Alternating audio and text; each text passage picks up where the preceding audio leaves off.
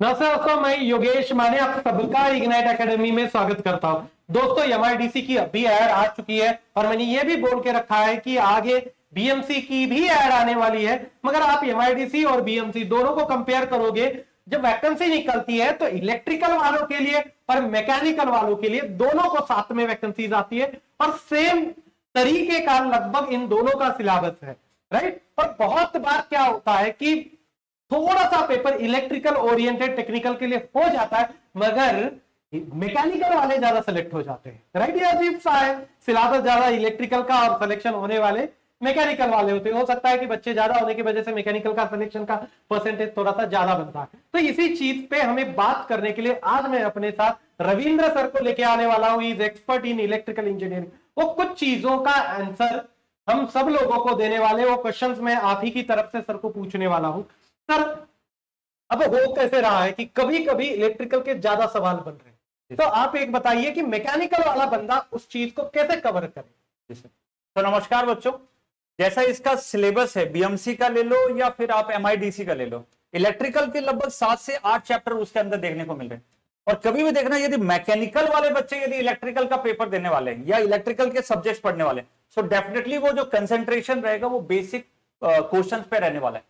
तो basic question और basic fundamental को यदि आप कैच कर ले रहे हो तो काम हो जाएगा। पर उसमें भी बहुत ज्यादा वैरायटी है। जैसे स्टार्ट करते हैं, पहला एक जो सब्जेक्ट है that is the basic electrical, जिसमें एसी फंडामेंटल और डीसी फंडामेंटल के सर्किट्स पे बहुत क्वेश्चन आ सकते हैं आपके। तो ये पॉसिबिलिटी प्रीवियस पेपर्स में भी देखी गई है और आने वाले एग्जाम में भी हो सकता है। तो एसी फंडामेंटल और डीसी फंडामेंटल पे सर बहुत ज्यादा देखे जा रहे हैं कि सर उससे ना छोटे छोटे क्वेश्चन, और साइनोसॉइडल पे सर बहुत सारे क्वेश्चन पूछे गए। और यदि मैं बात करूं उसके एक लेवल ऊपर जाके जिसमें मेजरमेंट आता है, वो तो आप श्योर शॉट ले लो, मैक्सिमम क्वेश्चन उसी से पूछा जाएगा। रीजन भी है क्योंकि वो जो मीटर लग रहे हैं वो मैकेनिकल वाला उसी से ही रिलेट कर पाएगा। तो वो जो मीटर रिलेट है, तो करंट नापना है, वोल्टेज नापना है, फ्रीक्वेंसी नापना है, या फिर रेजिस्टेंस नापना है, या फिर कुछ भी पावर भी नापना है, या फिर आप एनर्जी नाप रहे हो, तो कुछ भी करना है तो मीटर की जरूरत है। तो यार उसी के लिए आपका मेजरमेंट सब्जेक्ट बना हुआ है। तो सर मोस्ट ऑफ द जो क्वेश्चन है वो ऐसे देखे गए हैं कि मेजरमेंट से रिलेटेड बहुत क्वेश्चन पूछे गए।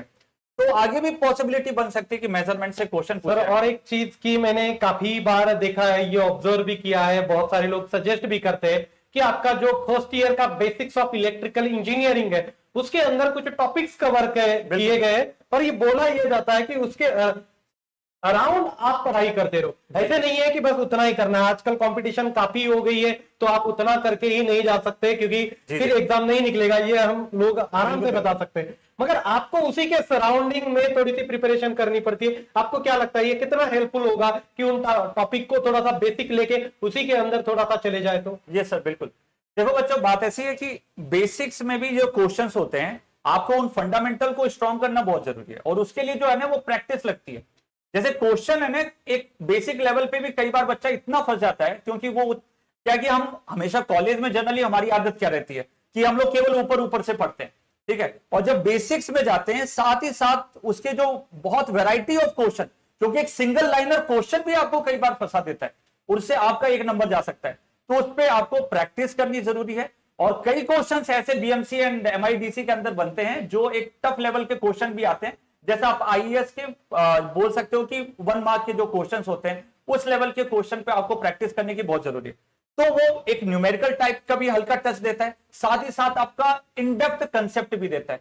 तो मेजरमेंट में यार बच्चे आप देख लो, एनर्जी मीटर का एक जो पोर्शन होता है, उस एनर्जी मीटर के अंदर भी आपका जैसे कांस्टेंट वाला जो पोर्शन होता है, that is also very tough. उसकी प्रैक्टिस जब तक नहीं करोगे आप डेफिनेटली वहां पे फंसने वाले हो।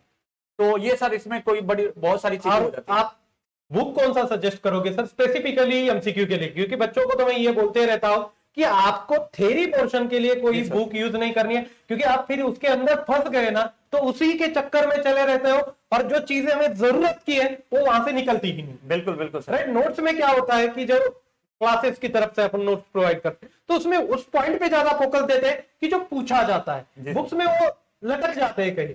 तो आप एमसीक्यू के लिए स्पेसिफिकली उनको क्या बुक सजेस्ट करोगे? बिल्कुल सर, जो एमसीक्यू के लिए यदि हम लोग बात करें तो देयर आर द 3 पॉसिबिलिटी। मतलब एक यूथ पब्लिकेशन बच्चों बहुत अच्छी है, आप वो प्रेफर कर सकते हैं।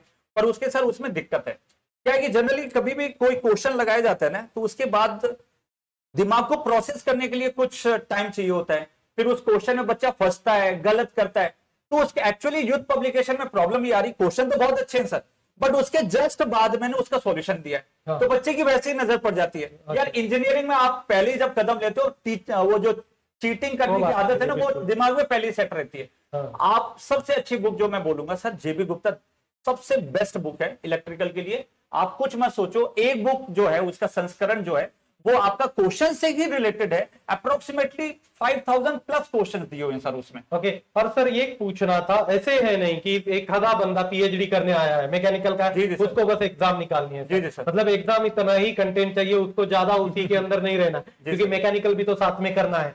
तो समय भी कम लगना चाहिए प्रैक्टिस के लिए, और कम समय के अंदर वो चीजें कंप्लीट होनी भी चाहिए। जी, जी सर। क्योंकि क्लास में तो अपन बहुत सारी पोर्शन कवर कर ही रहे हैं, उसके अलावा हमेशा ये सजेशन रहता है कि क्लास तो करनी है, अपने क्लास के टेस्ट सीरीज में भी उतनी कंप्लीट कर लेनी है, वो क्वेश्चंस भी लगाने। उसके अलावा ये प्रैक्टिस की बात चल रही है कि आपको प्रैक्टिस के लिए क्या चाहिए। क्लास का कंटेंट तो वो तो मैंडेटरी ही है। मैं बहुत बार ये भी बोल देता हूं कि आप बहुत कंफ्यूज हो रहे हो ना, तो बस क्लास का कंटेंट उतना यूज कर लो, उसके बाहर जाने की जरूरत नहीं है, चाहे वो एमसीक्यू की बात हो या जो चीजें हो सभी।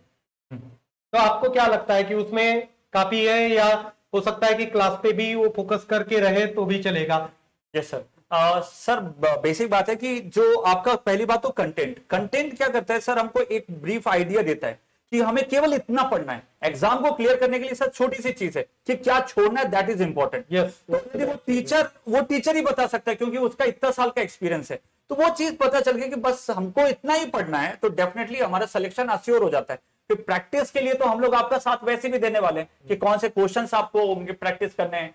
और सबसे बात है, यदि कोई टीचर उस फील्ड में एक्सपीरियंस है, तो डेफिनेटली हम आपको ये भी गाइड करते हैं कि ये क्वेश्चन अभी 4 से 5 साल में बहुत बार, ये 4 से 5 पेपर में बहुत बार पूछा गया है, तो इस वाले कंसेप्ट में जरूर फोकस करिए। वो केवल टीचर बता सकता है, अदरवाइज आपका टाइम जो है ना वो अननेसेसरली खिंच जाएगा, आपकी मेहनत बर्बाद जा सकती है। क्योंकि मैंने देखा है सर कि मतलब मैकेनिकल हो सकता है कि इलेक्ट्रिकल वालों के लिए थोड़ा सा मैकेनिकल करना डिफिकल्ट हो, मगर मैकेनिकल वाले बहुत सारे कर पाते हैं इलेक्ट्रिकल, क्योंकि हम कहीं ना कहीं उसको रिलेट कर लेते हैं। फर्स्ट ईयर में पढ़ा था, इधर पढ़ा था, उधर पढ़ा था, तो चीजें कहीं ना कहीं सुनी होती है, राइट।